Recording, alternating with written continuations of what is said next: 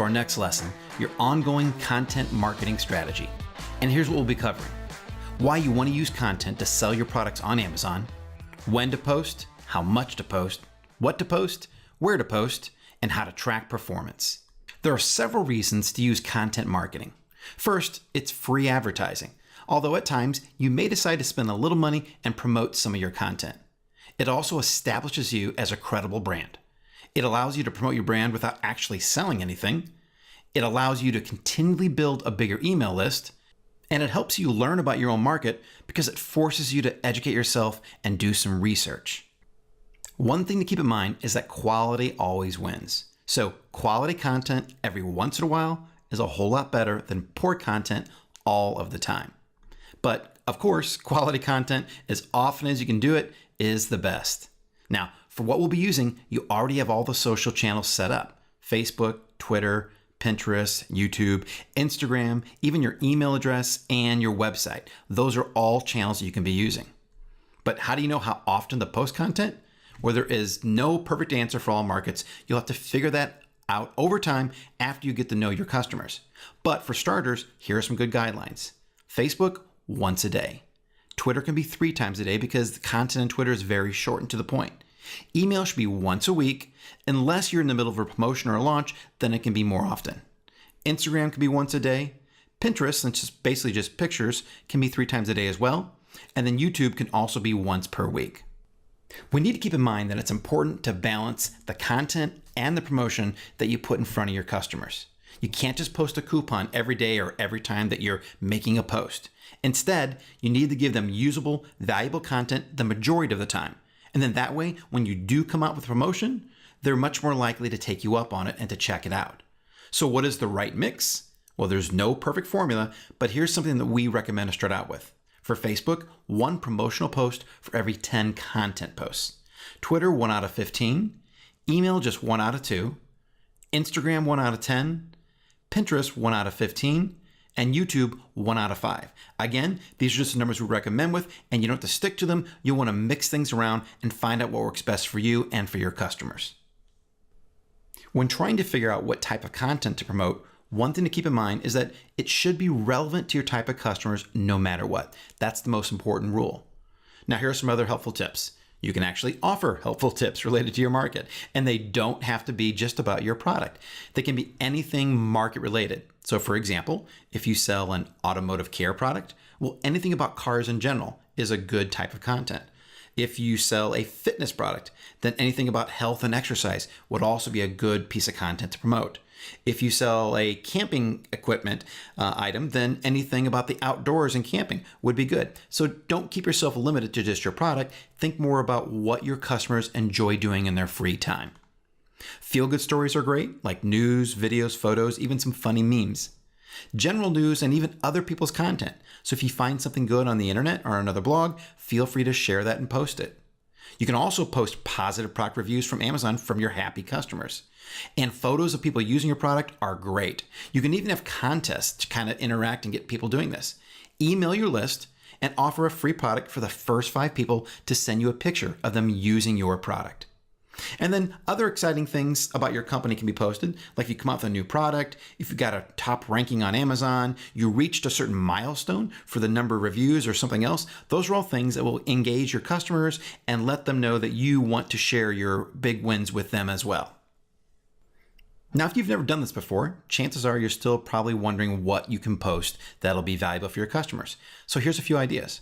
First thing I would do, check out your competition's social media pages. See what types of things they're posting, and that'll give you ideas what you can post. Don't copy theirs, but just get inspiration from what they're posting. Also, feel free to sign up for your competition's email list. Not only just for content, you can find out what kind of offers and when they come up with new products as well. If you still want to find out some other things to post on there, here are 2 great sites. BuzzSumo and Google Alerts both will tell you what's trending on the internet. In news, on blogs, and social media, these will tell you what people are talking about and what they're sharing the most with their friends. Let's take a quick look at them. So here's BuzzSumo, and you simply type in the topic that you're interested in, and it's going to show you all the articles that are trending right now. Now, you can use the paid version if you want to, but I found the free one works just as fine. And it's going to show you these articles and actually how many people are sharing and tweeting and engaging on these articles all across social media. So you know this is a very popular topic. Then all you need to do is take one of these articles and share it on your own Facebook page or tweet about it. It's a great way to find very popular articles.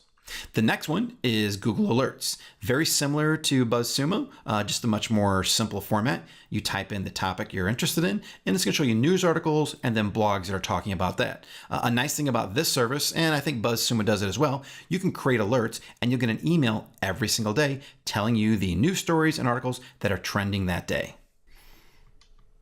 So now that we have a better idea of what type of content we'll be posting, let's quickly review the frequency one more time. Daily, we can post on Facebook once, Twitter 3 times, Instagram once, and Pinterest 3 times. And then weekly, we want to send out an email to our list once a week. Even if your list is just small, you still want to get in the habit of doing that.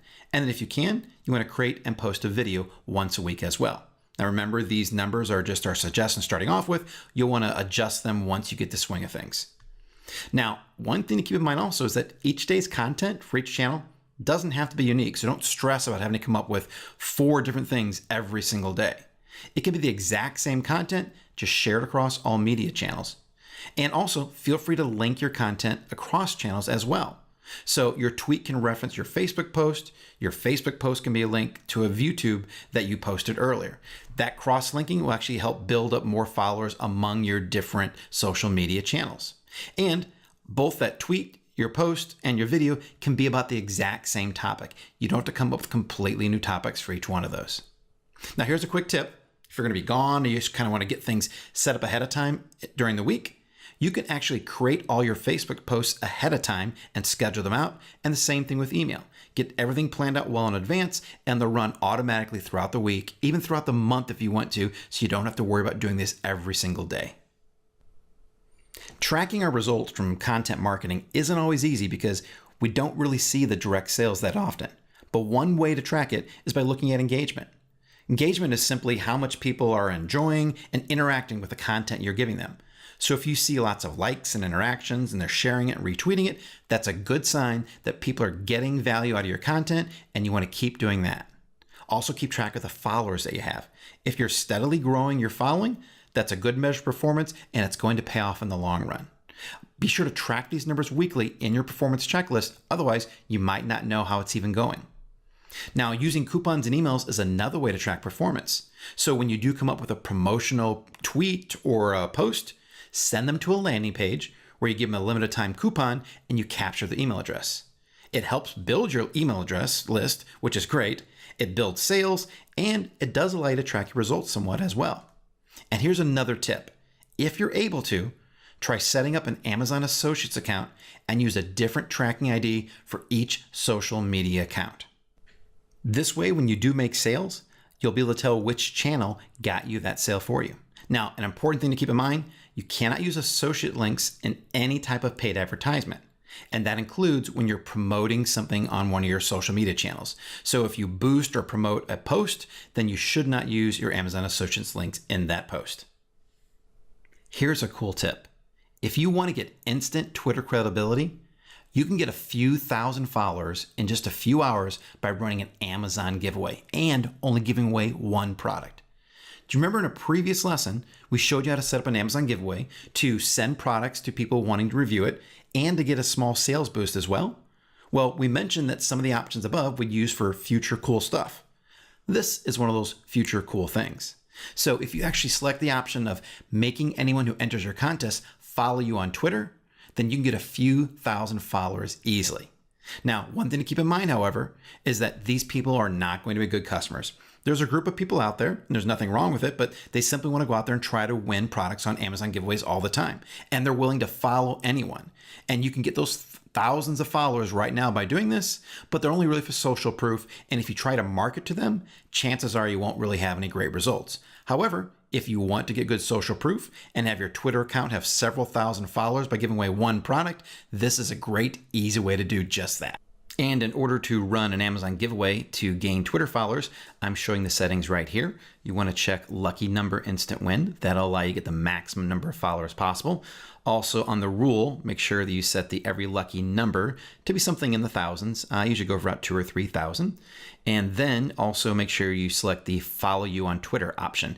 And you will need to connect your Twitter account with your Amazon account. And that should be your business Twitter account because that's what you want to gain followers on. All right, so here's what's coming up next. I want you to take action and start planning out your content marketing strategy right now. Even if you're not ready, start thinking about what you're going to be doing on a weekly basis and daily basis.